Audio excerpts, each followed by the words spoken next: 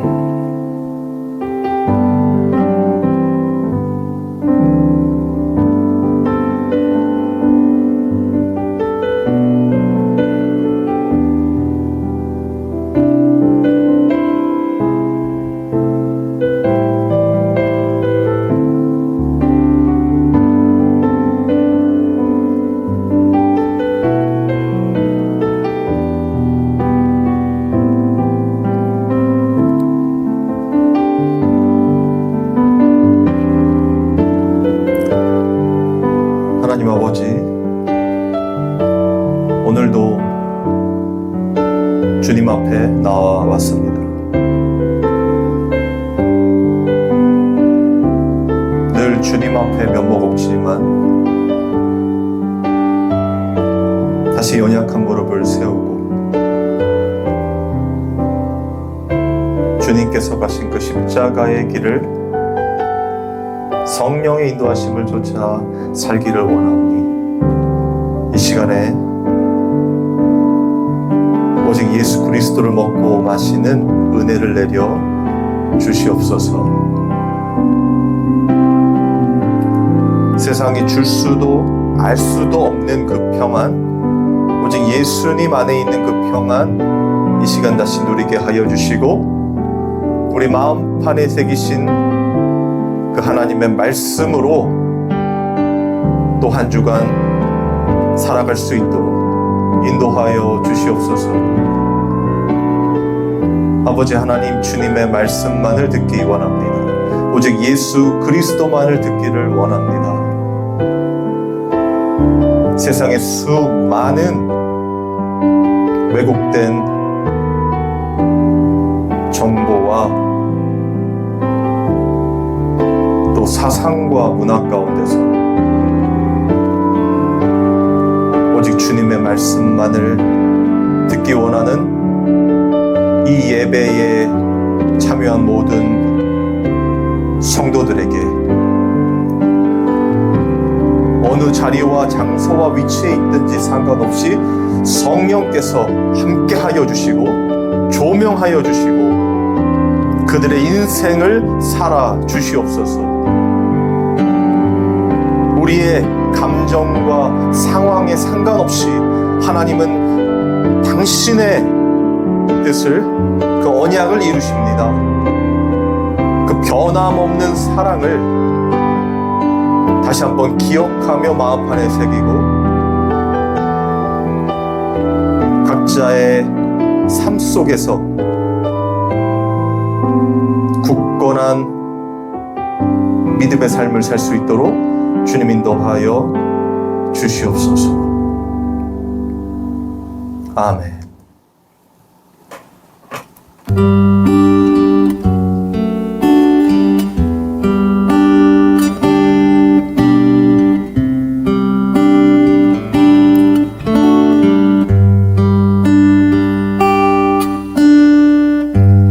약할 때 강함 되시는 나의 보배가 되신 주 나의 모든 것. 주 안에 있는 보물을 나는 포기할 수 없네. 주 나의 모든 것. 예수 어린 양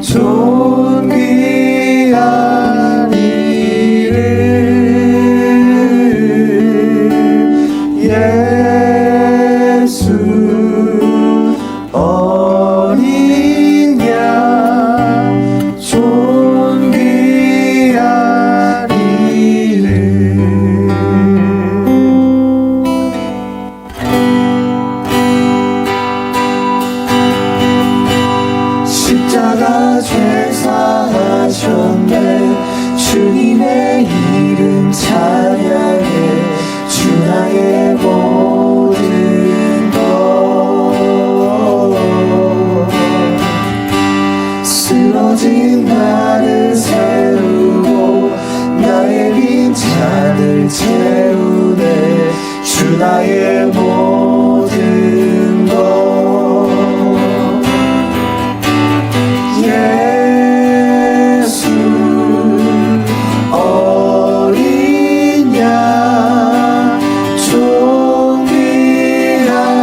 이름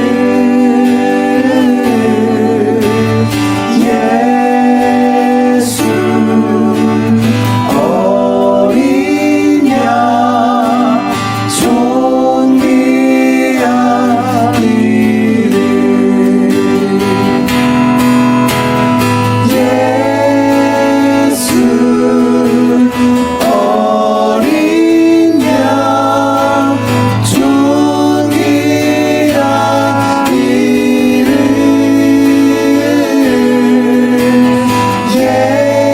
예수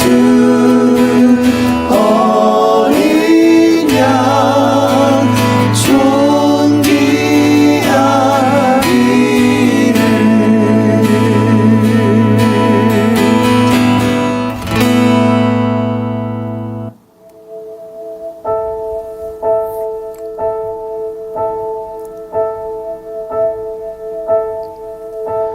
예수 우리 왕이여 이곳에 오셔서 보좌로 주여 임하사 찬양을 받아 주소서 주님을 찬양하오니 주님을 찬양하오니 주님을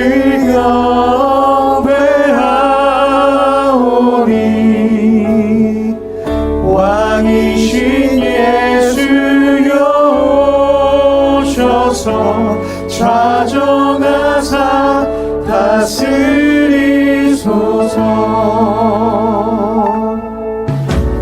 예수 우리 왕이여 이곳에 오소서 이곳에 오소서 보좌로 주여 임하사 찬양을 받아 주소서 주님을 찬양하오니 주님을 찬양하오니 주님을 경배하오니 왕이신 예수여 오셔서 좌정하사 다스리소서 예수 우리 왕이여 예수 우리 왕이여 이곳에 오소서 이곳에 오소서 보좌로 주여 임하사 찬양을 받아 주소서 주님을 찬양하오니 아멘 주님을 경배하오니 왕이신 예수여 오셔서 좌정하사 다스리소서 같이 예배드리며 기도하겠습니다. 하나님 아버지 이 시간 주님의 말씀을 듣기를 원합니다.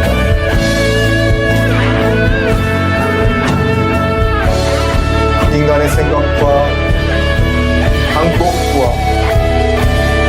수단이 아니라 오직 성령의 조명하심을 따라 주님의 말씀만을 말씀만을 전하고 듣기를 원하오니 이 시간 주관하여 주시고 말씀하여 주시옵소서.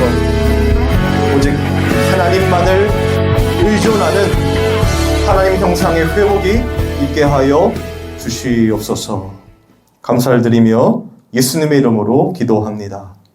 아멘. 네, 하나님 말씀 보겠습니다.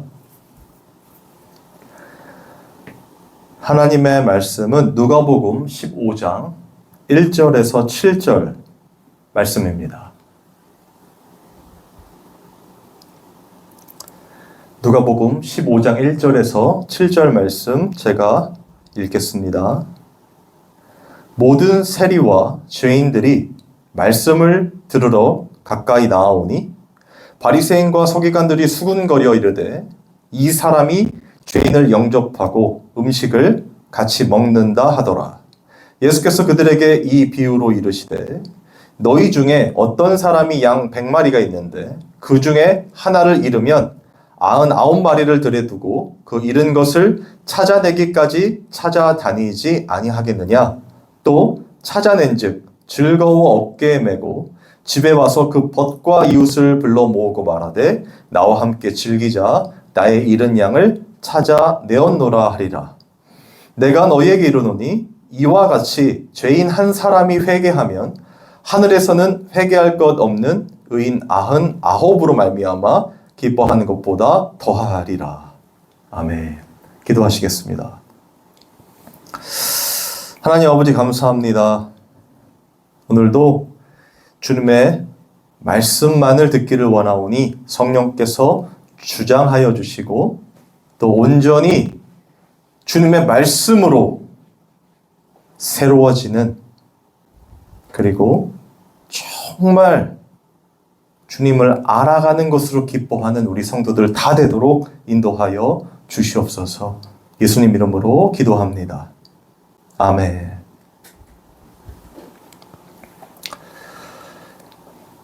예수님의 비유에 대해서 살펴보고 있습니다. 특별히 이 누가복음 15장의 이 말씀이 예수님의 비유에 어떻게 보면 대표격이라 할 수가 있는데요. 이 누가복음 15장에는 이 세 가지 비유가 연달아 소개가 되고 있어요. 그래서 사실 이 말씀을 묵상하고 준비하면서 예수님의 비유에 대한 설교를 해야겠다라는 생각을 하게 되었고, 그래서 지난주와 지지난주에 이 서론격인 들으라라는 쉐마라는 이 표현을 통하여, 성경에 기록된 표현을 통하여 이 예수님의 비유에 대해서 설명을 드렸습니다. 오늘 본격적으로 이 15장에 대해서 설명을 드리려고 하는데요.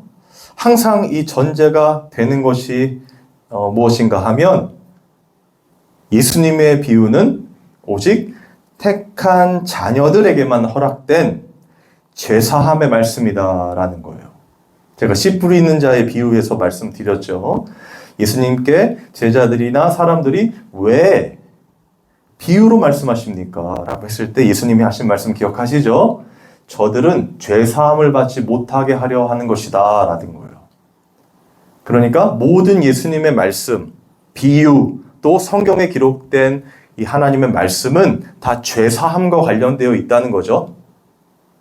그래서 씨 뿌리는 자의 비유도 마찬가지고 예수님이 성경에 기록하셨던, 또 그 당시 말씀하셨던 천국의 비유들은 다 죄사함과 연결할 수 있고, 그리고 그 죄사함의 핵심이 뭐죠? 바로 예수님의 십자가 아닙니까? 그 구원의 은혜, 대속의 은혜를 설명하는 거란 말이에요. 그리고 성경의 기록 자체가 이 구원을 설명하고 하나님이 구원을 어떻게 이루시는가, 그렇죠? 하나님의 나라가 어떻게 완성되어지는가, 그러니까 하나님이 무엇을 하셨는가에 초점을 맞춰서 기록되었다는 것이죠. 이해가 되시죠? 그 관점에서 이 예수님의 비유들은 다 하나님의 택한 자녀들에게만 이해되고 설명이 되어진다라고 말씀드렸어요. 그리고 그렇게 설명되고 이해되기 위해선 누구를 내주. 누구를 내주? 이상하죠? 성령께서 내주해 주셔야, 성령 하나님께서 우리를 이끌어 주셔야, 조명해 주셔야 깨달을 수 있다고 말씀드렸습니다. 그래서 우리를 성령의 사람들이라고 이 성경이 말하고 있는 것이죠. 그렇다면 오늘은 이 누가복음 15장에 대한 이야기를 말씀드리려고 하는데요. 이 15장의 당시의 배경이 어땠냐면요. 이 14장 말미에서 들을 귀 있는 자는 들을지어다라고 예수님이 말씀하셨다고 저번에 말씀드렸어요. 그랬더니 1절에 보면 15장 1절에 모든 세리와 죄인들이 말씀을 들으러 가까이 나아오니 라고 표현이 되어 있습니다. 그러니까 들을 귀 있는 자는 들으라 하셨을 때 지금 그 예수님께로 그 말씀 들으러 나오는 사람들이 어떤 사람들이냐면 모든 세리와 죄인들이었어요. 그리고 여기서 이 모든이라는 단어는 매우 중요하다고 했어요. 기억하십니까? 성경에서 나와 있는 모든이라는 뜻. 그러니까 하나님이 하시는 어떤 말씀은 완성이라고 제가 말씀드렸죠.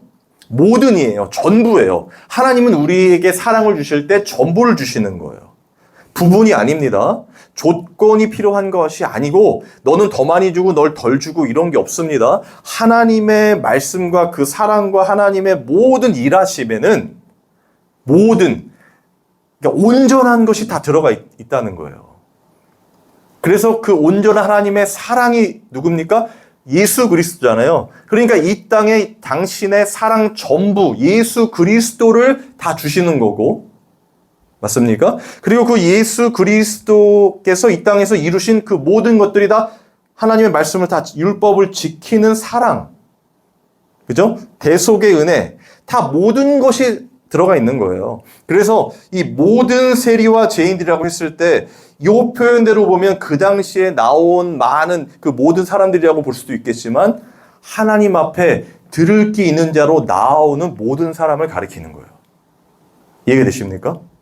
그러니까 우리 성도들이 다 여기에 포함되는 거죠. 그런데 그렇게 들을 귀 있는 자, 하나님의 말씀을 들을 수 있는 귀가 있는 자, 나오는 자들이 어떤 자들이에요? 모두 세리와 죄인들이었다는 거예요.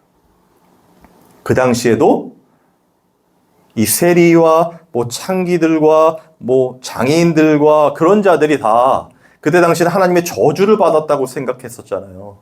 그게 그 당시 문화였거든요. 그러니까 모두 다 그냥 저 사람들은 죄인들이야. 저 사람들은 하나님의 심판을 받아야 돼.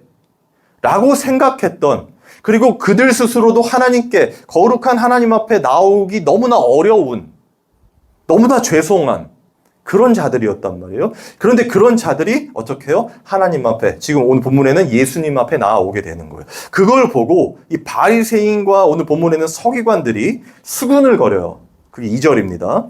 바리새인과 서기관들이 수군거려 이르되 이 사람이 죄인을 영접하고 음식을 같이 먹는다 하더라. 그러니까 어떻다는 거예요? 이 바리새인과 사두개인들, 유대인들, 율법을 잘 지키고 있었다는 사람들이죠. 그 사람들이 볼 때 예수님 곁에 이 죄인들이 오는 것 자체가 불평과 불만이죠. 왜요? 그들은 저주받은 자들이고 그들은 하나님의 말씀, 그 거룩과는 거리가 먼 죄인들이었단 말이에요. 그리고 자신들은 그렇게 하나님의 말씀대로 살려고 노력했던 자들이고, 그래서 하나님이 이 축복을 주셔서 물질적으로나 여러 측면에서 정말 축복받았다고 사람들이 인정해 줄 만한 위치에 있던 사람들이란 말이죠. 그런데 그런 자들이 어떻게 해요?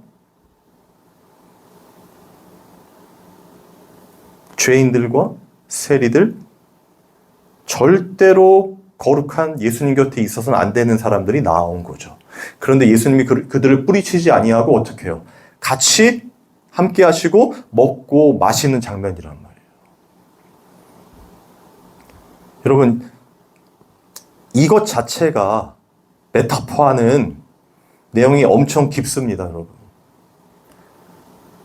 우리가 주님 앞에 나아간다는 건요, 우리 스스로는 나아갈 수가 없잖아요. 항상 성령을 받은 하나님의 백성들은요, 절대로 당당하게 내가 이렇게 했으니 하나님 참 감사합니다. 저들은 저렇게 죄인으로 살게 하시고 나는 이 거룩하게 이렇게 하나님 말씀대로 살게 해주신 거 너무나 감사합니다라는 이 비교와 경쟁의 생각조차 할 수 없다는 거예요. 성령 받은 자들은. 왜냐하면 성령이 하시는 일이 제가 뭐라고 했습니까? 의에 대하여, 죄에 대하여, 심판에 대하여 책망하는 거거든요. 요한복음에 보면. 그러니까 우리가 얼마나 큰 죄인인지를 자꾸 폭로해 주시는 분이 성령님이세요.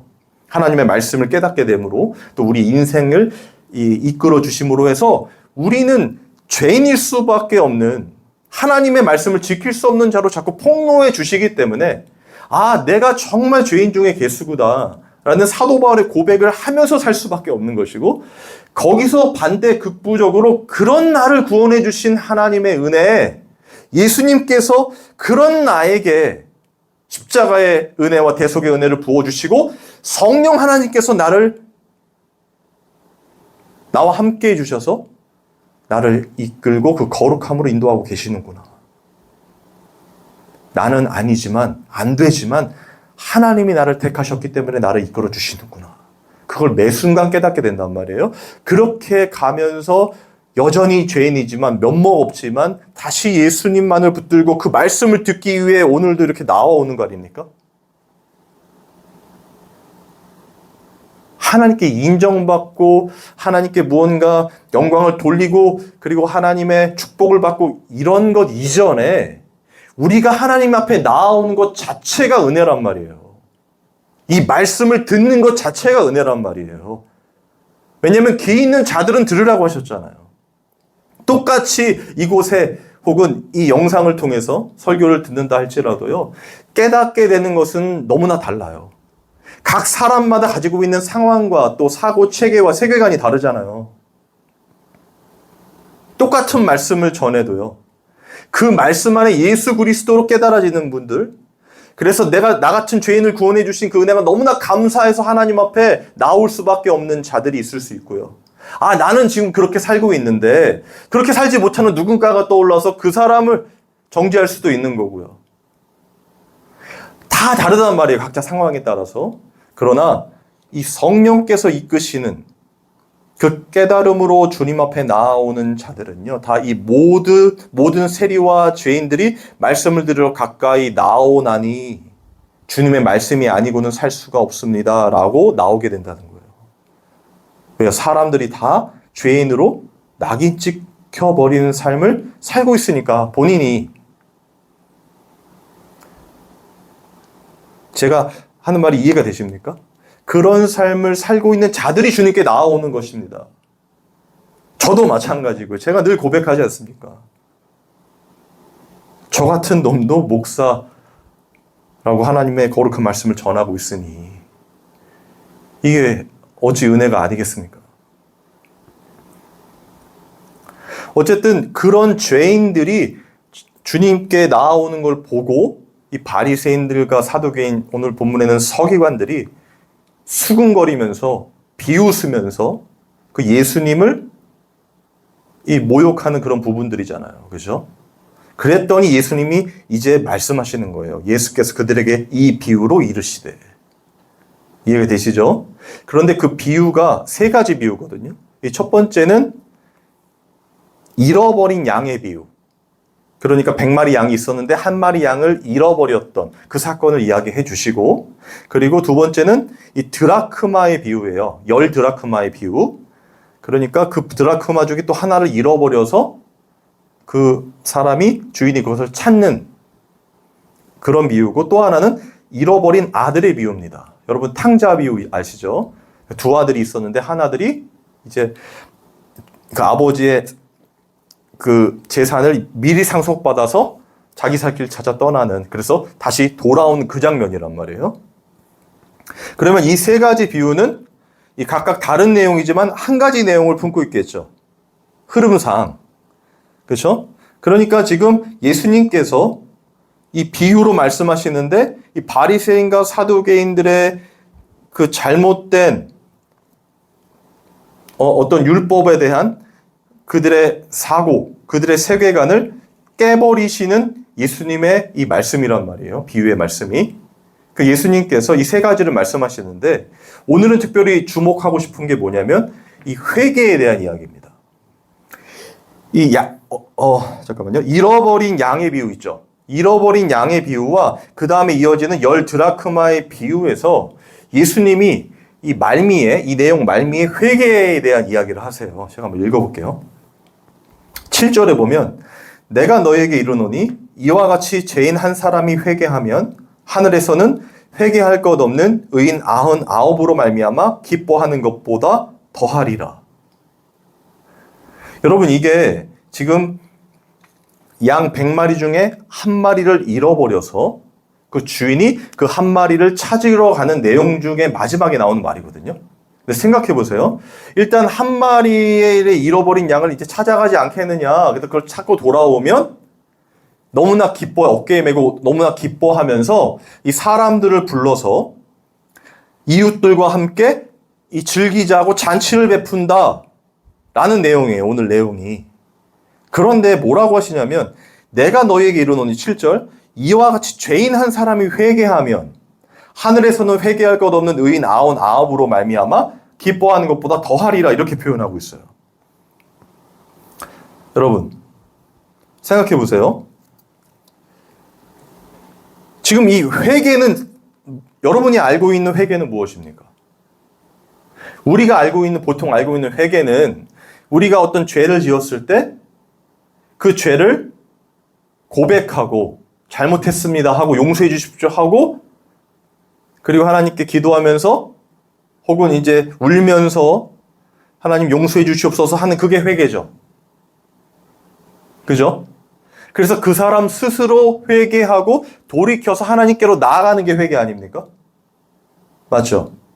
근데 여러분 오늘 참 희한하게도 예수님께서 지금 이 말씀을 하시는데 회개의 표현을 쓴단 말이에요. 지금 잃어버린 양을 찾으러 누가 가요? 주인이 가죠. 주인이 가서 그 잃어버린 양을 찾았는데 그걸 뭐라고 하냐면 이렇게 표현한단 말이에요.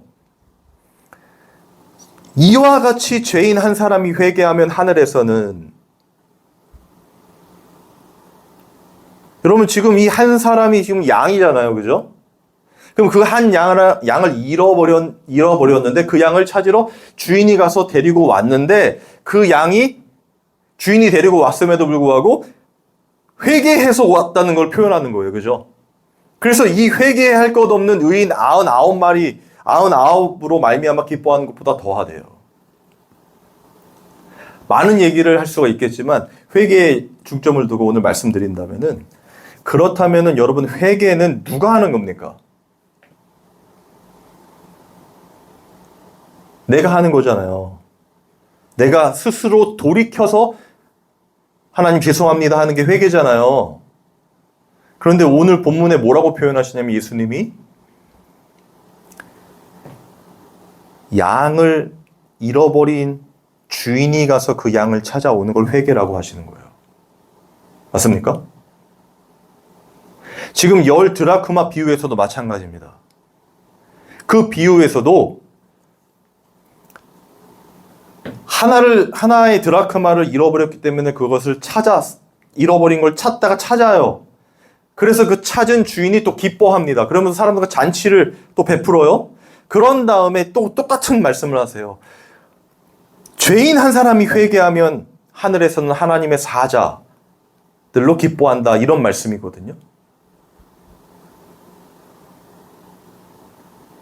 여러분 회개의 주체가 그럼 누굽니까? 물론 우리가 회개하는 거 맞아요. 성도들이 하나님께 돌이켜 회개하는 건 맞습니다. 그런데 그렇게 하시는 이가 있어요, 여러분. 그냥 우리가 생각나서 그냥 우리가 죄 지은 것들을 막 고해성사하는 것처럼 주일날 와가지고 막 얘기하고 기도하고 좀 울고 그냥 끝! 그게 회개가 아니라는 거죠. 여러분 회개라는 건 엄청나게 깊은 구원의 은혜, 죄사함의 은혜가 들어가 있는 거예요. 누가 회개를 시킵니까? 주인이죠. 하나님이죠. 하나님이 지금 회개할 수 있도록 만들어 가시는 거죠. 구원의 주체, 제가 누구라고 했습니까? 하나님. 신앙의 주체, 믿음의 주체, 예수 그리스도 기억하십니까? 우리가 이 땅을 살고 있지만 우리가 우리를 사는 것이 아니라 우리 안에 예수 그리스도께서 우리를 사신다고 제가 표현하잖아요. 회개도 마찬가지입니다, 여러분. 물론 하나님 앞에 잘못을 고하고 기도하며 용서를 바라며 간구하는 기도, 너무나 소중한 기도죠. 회개의 기도라고 할 수도 있겠죠. 그런데 성경에서 말하는 회개라는 이 표현은요, 우리 인생 전반에 걸쳐서 너무나 이 깊은 하나님의 구원의 은혜를 설명하는 거란 말이에요. 왜? 주인이 가서 양을 구원해 내는 거잖아요. 맞습니까? 잃어버린 양, 99마리 양이 있으니까 하나 잃어버렸으면 됐어. 이걸로 충분히 할 수 있는 거잖아요. 근데 지금 이 주인은요, 이 목자는 그 잃어버린 양을 찾아가죠. 찾아온단 말이에요. 그걸로 끝난 게 아니죠. 이웃을 불러서 잔치를 한단 말이에요. 그러면 지금 이 주인은 잃어버린 양을 굉장히 소중하게 생각하는 거죠. 그냥 일반적으로 한번 이야기해 볼게요. 99마리 양이 있는데 그 양과 진배 없이 그 어린 양 하나를, 잃어버린 양 하나를 그만큼의 가치로 두는 거 아닙니까? 그렇다고 이 양들을 버려두고 그 양 찾으러 간 게 아닙니다, 절대. 그런 내용이 아니에요. 여기서의 포커스는 잃어버린 한 양이라도 그 주인은 온전한 사랑, 제가 아까 모든 설명드렸죠. 온전한 사랑을 쏟아서 그를 찾아 구원해 낸다는 거예요. 여기서의 포커스가. 이해가 되십니까? 그런데 그걸 뭐라고 표현하냐면 회개라고 하신단 말이에요. 하나님이 다 해놓으시고는 그 어린 양을 찾아 자기가 구원해 놓고 그 어린 양에 회개했다고 말씀하신단 말이에요. 그리고 기뻐하신다고 말씀하신단 말이에요. 그럼 회개의 주체가 누굽니까? 하나님이시죠. 여러분, 우리의 인생이 그런 인생이에요. 우리가 무엇을 해서 절대로 하나님을 기쁘게 하고 영광을 돌리고 하나님의 뜻대로 살아서 막 하나님의 나라를 확장하고 그렇게 보일 수는 있어도 절대 그런 게 아니라는 거예요. 그렇게 단순하게 우리가 무엇을 할 수 있는 게 아니라 하나님의 계획이 드러나는 거라니까요. 하나님이 이루신 그 놀라우신 은혜, 완성된 은혜, 그 사랑이 드러나는 거라니까요. 시간이 흐름에 따라. 그리고 우리의 인생에서 표출되는 거예요. 우리는 아닌데. 여러분, 그게 드라크마의 비유에서 마찬가지라고 했죠. 그 한 드라크마를 주인이 찾아요. 드라크마가 스스로 돌이켜온 게 아니란 말이에요. 그죠? 스스로 빛나서 찾는 게 아니라 찾으러 가죠. 그리고 어떻게 해요? 그것을 구원해 낸단 말이에요. 여러분, 세 번째 비유가 뭐죠? 잃어버린 탕자잖아요. 왜 예수님께서 첫 번째와 두 번째 회개의 개념을 확실히 정립해 두시고 세 번째 잃어버린 탕자의 비유로 놓으셨을까요? 탕자의 비유만 보면 이 마지막에 이 탕자가 다 돈을 탕진하지 않습니까? 돼지 쥐염 열매를 먹고 막 그럴 때 이제 스스로 돌이켜 우리 아버지는 하면서 이제 우리 아버지는 부자니까 다시 가겠다 이렇게 나오거든요. 스스로 돌이켜라는 표현이 나와요. 그런데 사실상 이 세 가지 비유는 같은 맥락이라고 제가 말씀드렸습니다. 물론 스스로 돌이키는 거죠. 깨닫게 되는 거죠. 그러나 그 모든 것을 기다리시면서 완성하신 분이 있다는 거예요, 여러분. 탕자의 비유에서도 그 아버지는 그 자식에게 자신의 재산을 상속하여 줄 필요가 있어요, 없어요? 없어요, 여러분. 죽는 거예요. 여러분, 이 설교 많이 들어보셨죠? 그 당시 아버지의 재산을 달라고 하면 그냥 돌쳐 죽이는 거예요. 그렇죠? 빨리 죽으라는 소리가 마찬가지니까. 돌아올 수도 없는 거 아닙니까? 그렇게 갔으면 돌아올 수가 없어. 돌 맞아 죽어요. 마을 사람들한테. 그런데 그걸 누가 줍니까? 아버지가 주죠. 그리고 희한하게 돌아오면 매를 때리던가 해야 되는데 어떻게 해요, 그 아버지가? 마치 기다린 것처럼 가서 반지를 끼워주고 다시 아들, 아들이 돌아온 것으로 기뻐하고 잔치를 베풀죠.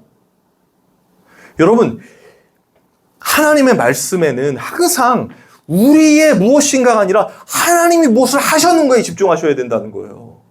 그리고 그렇게 됩니다. 성령께서 그렇게 보게 하세요. 1차적으로는 지금 이 은유가 섞여 있어서 이 바리새인과 사두개인들에게 너네는 이 외식하는 서기관과 바리새인들이라는 게 깔려 있죠. 그렇죠?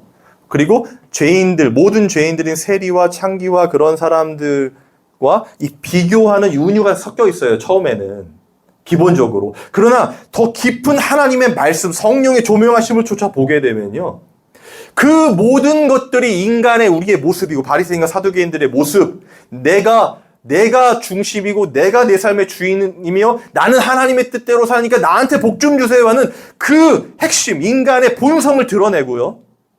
그런 모든 인간은 다 지옥에 갈 수밖에 없는데 그들 중에 누군가는 하나님께서 가서 찾아오신다는 걸 보여주는 거예요. 여러분, 이거 정말 중요합니다. 성경을 읽고 또 신앙생활을 함에 있어서 진짜 그리스도인들에게는 우리가 하는 게 아니라 하나님이 우리를 찾아가시고 우리를 잃어버리셨다가 찾은 그 기쁨이 엄청나다는 걸 설명하는 거예요. 그 사랑을, 그 감격을, 하나님의 감격을 표현하는 거예요. 그리고 그걸 뭐라고 하신다고요? 우리가 스스로 돌이켜 하나님께 나온 회개로 봐주신단 말이에요.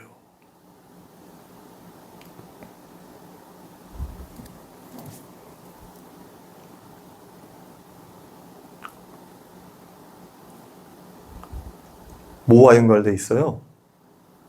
죄사함과 연결되어 있죠. 무엇이? 예수님의 비유가.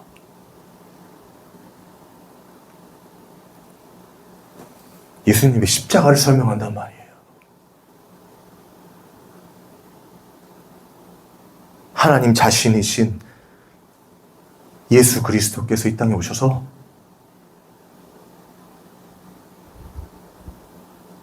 잃어버린 한 양을 찾기 위하여, 잃어버린 드라크마인 우리를 구원하시기 위하셔서 오셨다는 거잖아요. 그리고 우리가 죽어야 할, 우리가 심판받아야 할 그 진노, 그 모든 것을 다 대속하셔서 십자가에 죽으셨다는 거예요.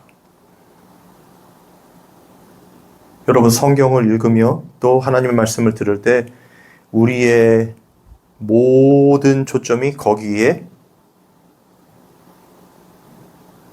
향하게 됩니다. 그 십자가를 향하게 된다는 거예요.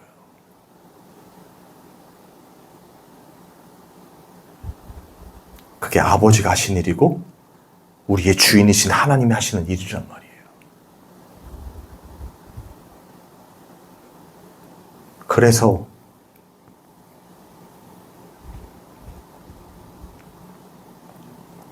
회개의 주체는 여러분 우리가 아닙니다. 하나님이십니다.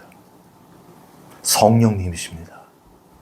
성령께서 우리를 인도하시고 우리의 삶 전체를 주관하셔서 우리가 스스로 돌이켜 고백할 수밖에 없게 만드시는 거잖아요. 맞습니까? 하나님, 우리는 죄인입니다. 하나님께서 하나님의 뜻대로 우리를 인도하십니다. 주의 말씀만을 들려주시옵소서라고 고백하게 하는, 인생 고백하게 하는 것, 그게 하나님이 하시는 일이란 말이에요. 성령이 하시는 일. 우리 안에서. 그래서 예수 그리스도로 심령이 가라난 자, 갈급할 수밖에 없는 자, 그 자들이 천국을 소유하게 되는 것입니다. 하나님이 그렇게 하시는 거란 말이에요. 왜요? 오늘 본문의 회개가 예수님 뭐라고 하십니까? 주인이 양을 찾는 것. 주인이 드라크마를 찾는 것. 잃어버린 아들을 찾는 것.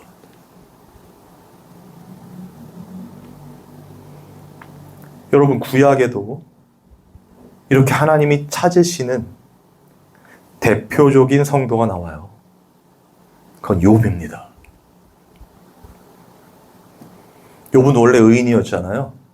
당대의 의인. 그런데 욥이 1장, 2장 이외의 모든 40장에 걸친 그 많은 내용 중에 불평과 불만을 쏟아놓죠. 자신의 잘못이 무엇인가를 이야기한단 말이에요. 그런데 그때에 하나님께서 욥기 38장부터 등장하세요. 맞습니까? 등장하셔서 이렇게 말씀하십니다. 38장 1절에서 4절입니다. 그때 여호와께서 폭풍우 가운데에서 욥에게 말씀하여 이르시되 무지한 말로 생각을 어둡게 하는 자가 누구냐? 너는 대장부처럼 허리를 묶고 내가 내게 묻는 것을 대답할지니라. 내가 땅의 기초를 놓을 때에 네가 어디 있었느냐? 내가 깨달아 알았거든 말할지어다. 하나님이 나타나세요. 맞죠? 하나님이 찾아가세요, 욥을. 그렇게 괴로워하며 내가 무슨 잘못을 했냐고 불평과 불만을 늘어놓는, 자기의 생일까지 저주한 욥을 찾아가신단 말이에요. 누가? 하나님이요. 그리고 하나님 당신이 누구신가를 말씀하시죠. 제가 나중에 욥에 대해서도 설교를 할 겁니다. 어쨌든 지금 장면에서는 하나님이 누구신가를 설명하는 거예요. 네가 왜 그렇게 했냐면 내가 이렇게 했고 설명하는 게 아니라, 그 상황, 욥에 대한 이야기가 아니라 내가 누구인가를 설명하는 거예요. 하나님은. 내가 땅에 기초를 놓았을 때 너는 무엇을 하고 있었느냐? 내가 바다와 땅의 경계를 그을 때 너는 무엇을 하고 있었느냐? 하나님의 전능하심을 나타내신단 말이에요. 그랬더니 욥이 마지막 장 42장 1절에서 6절에서 이렇게 이야기합니다. 욥이 여호와께 대답하여 이르되 주께서는 못하실 일이 없사오며 무슨 계획이든지 못 이루실 것이 없는 줄 아오니 무지한 말로 이치를 가리는 자가 누구니까? 나는 깨닫지도 못한 일을 말하였고 스스로 알 수도 없고 헤아리기도 어려운 일을 말하였나이다. 내가 말하겠사오니 주는 들으시고 내가 주께 묻겠사오니 주여 내게 알게 하옵소서. 내가 주께 대하여 귀로 듣기만 하였사오나 이제는 눈으로 주를 배움나이다. 그 다음이 중요합니다. 그러므로 내가 스스로 거두어드리고 티끌과 재 가운데에서 회개하나이다. 여러분, 이게 욥의 고백이란 말이에요. 누가 회개하게 하셨습니까? 하나님입니다. 우리 하나님이에요. 욥이 당대의 의인이라 하신 분도 누구예요? 처음에 하나님이십니다. 사탄이 와서 욥을 공격하고 이렇게 하고 저렇게 하면 욥이 배신할 거라 얘기했잖아요. 그런데 그 전에 욥을 그렇지 않을 거라는 말씀하셨죠. 욥은 당대의 의인이라고 성경에 기록되어 있단 말이에요. 그런데 그 의인됨이 욥이 무엇인가를 그런 상황에서 이겨내고 하나님 뜻대로 하려고 하고 그래서 된 게 아니라 하나님께서 찾아가셔서 욥을 반드시 그 거룩한 하나님의 백성 의인으로 만들어 가신다는 걸 보여주는 거란 말이에요. 이 욥기가. 그리고 오늘 본문에서 말하는 것처럼 잃어버린 양을 찾아가셔서, 그죠? 찾아가셔서 어떻게 합니까? 구원해내시죠. 스스로 거둬들이고 티끌과 재 가운데 회개한다는 표현을 쓴단 말이에요. 그런데 그걸 누가 주관하셨습니까? 하나님이 주관하셨단 말이에요. 여러분, 이건 엄청난 이 기독교의 본질입니다. 이걸 깨닫는 자들이 진짜 성도들이에요. 그리고 귀 있는 자 들으라, 들리는 자들입니다. 성령이 교회들이 하시는 말씀을 들을지어다. 그래서 회개는 하나님이 하시는 일이죠. 그리고 그 놀라우신 은혜 가운데서 우리가 결국 그 하나님 앞에 나는 죄인입니다. 나를 불쌍히 여겨 주옵소서라는 모습으로 나아가게 된단 말이에요. 매 순간, 한 번이 아닙니다, 여러분. 우리 인생 전반에 걸쳐 늘 그런 회개의 삶이 되는 거예요. 그래서 성령께서 늘 우리 안에서 하시는 일이기 때문에. 그래서 우리의 신앙생활, 요한복음 17장 3절 제가 강조하는 거 아니겠습니까? 영생은 유일하신 참 하나님과 그가 보내신 자 예수 그리스도를 아는 것이니라. 그게 하나님 알아가는 거죠. 다른 말로 하나님이 우리를 찾아오시는 거란 말이에요. 깨닫게 해주시는 거란 말이에요. 우리가 이 세상에 나 중심, 이 세상 중심으로 볼 수밖에 없어서 불평과 불만하고 괴로워하고 고통받는 그 순간들이 너무나 많이 있을 수 있잖아요. 매 순간. 아무리 그래도 너무 괴롭지 않습니까, 진짜? 그때 그 상황의 해결이 아니라 하나님이 현현하셔서 우리한테 오신단 말이에요. 누구신가를 알려주신단 말이에요. 그리고 그런 우리를, 잃어버린 우리 양과 드라크마, 잃어버린 아들 다시 찾아 구원해 주시고 함께 즐거워 기뻐하는 것, 그게 하나님의 나라 아니겠습니까? 저는 이런 은혜가 진짜 여러분의 삶에서 깨달아지고 체험이 되고 그 기쁨으로 하나님을 찬양하며 예배하는 일이 있기를 바랍니다. 여러분, 그거 외에 무엇이 있습니까? 우리의 기쁨과 감사가.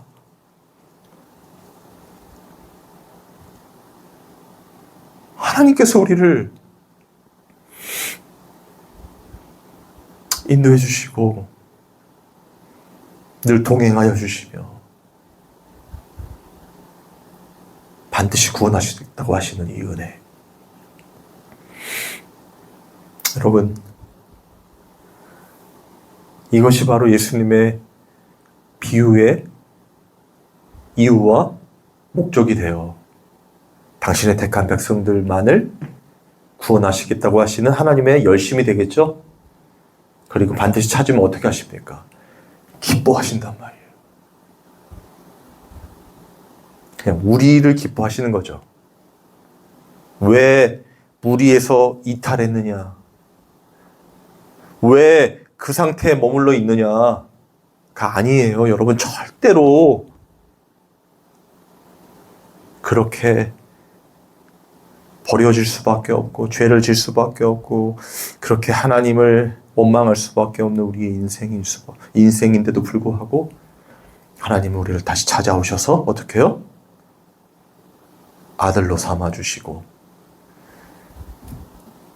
옷을 입혀주시고 인장반지를 껴주시고 사람들과 함께, 의인들과 함께, 하나님의 사자들과 함께 기뻐하며 잔치를 베푸시는 분이란 말이에요.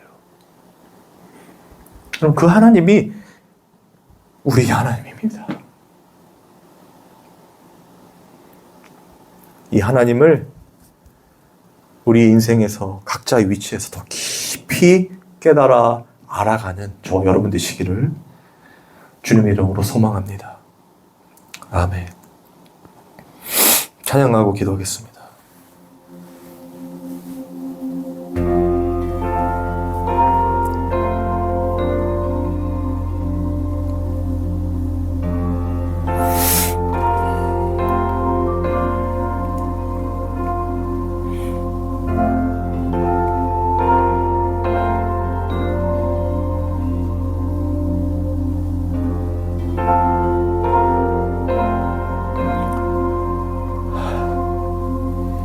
주의 보좌로 나아갈 때에 어떻게 나가야 할까?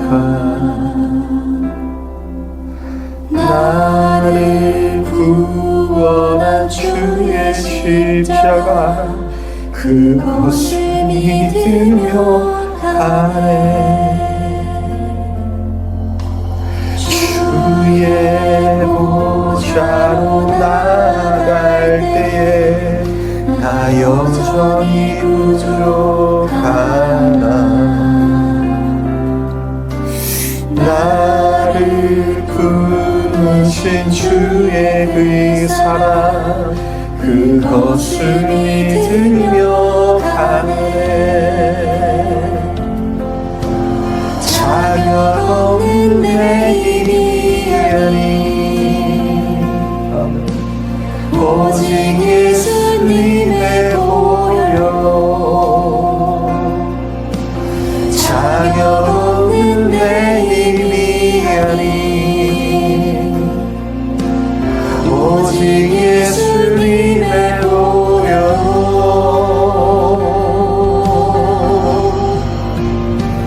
십자가의 오염 완전하신 사랑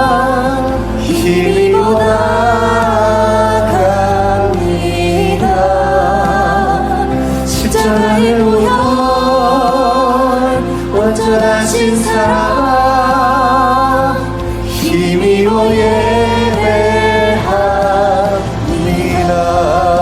우리 다 같이 기도하겠습니다. 아버지, 너무나 감사합니다. 벌레만도 못한 우리를 늘 하나님을 배신할 수밖에 없는 우리를 위하여 아버지 인도하여 주시고 역사하여 주시고 우리를 찾아와 주시고 인도하여 주신 이 놀라운 은혜, 아버지 하나님 이 구원의 은혜를 더욱 깊이 체험하며 알기를 원합니다. 주님의 말씀이 아니고는 살아갈 수 없음을 다시 한번 고백하기를 원합니다. 성령께서 늘 우리를 늘 하나님 앞에 그 회개의 자리를 인도하여 주시고 하나님이 이루신 구원의 은혜가 얼마나 큰 은혜인지를 깨닫게 해주시는 아버지, 이 놀라운 하나님의 일하신 그 사랑, 삼위일체 되신 하나님 안에 누리는 이 평안, 아버지 이것을 우리 성도들이 깊이 누리게 하여 주시옵소서. 깨닫게 하여 주시옵소서. 아버지 하나님이 말씀으로 살게 하여 주시옵소서. 세상의 어떤 것이 아니라 아버지 하나님 정말 예수 그리스도만을 의존하는 그 말씀대로 살아갈 수 있는 하나님 영상의 회복이 날마다 있게 하여 주시옵소서. 아버지 하나님 주님께 나아갑니다.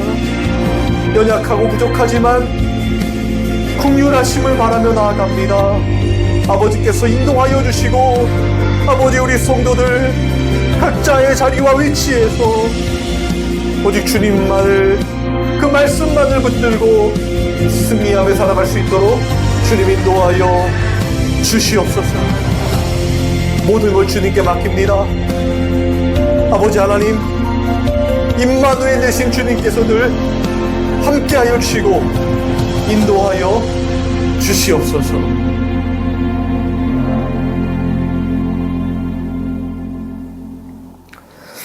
하나님 아버지 감사합니다. 주님의 이 놀라운 은혜와 사랑을 우리 성도들이 더욱 깊이 체험할 수 있도록 성령께서 주관하여 주시고 세상 유혹과 미혹에 흔들리지 아니하고 정말 온전케 하시는 주님만을 바라며 주님 안에 참 평안을 누리는 우리 성도들 다 되도록 주님 인도하여 주시옵소서. 하나님 아버지, 주님 앞에 귀한 헌물을 드렸습니다.